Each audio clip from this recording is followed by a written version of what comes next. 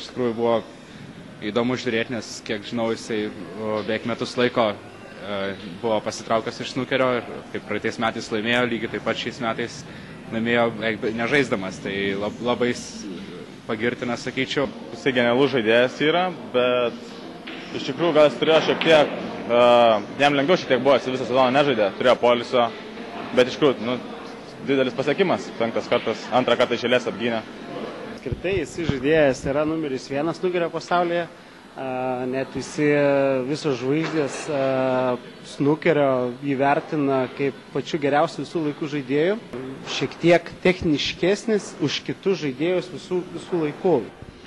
Mano manimu, kad ir nepasirodys jisai artimiausiose turnyruose, bet kitais metais bent jau į Crucible šį pasaulio čempionatą turėtų grįžti. Jisai gali pasakyti, kad jisai pabaigs tą karjerą, žinai, bet jisai už kokių 2-3 metų, žinai, sugalvos, kad aš noriu dar žaisti ir jisai žais, tikrai. Čia net nebejoju aš tą.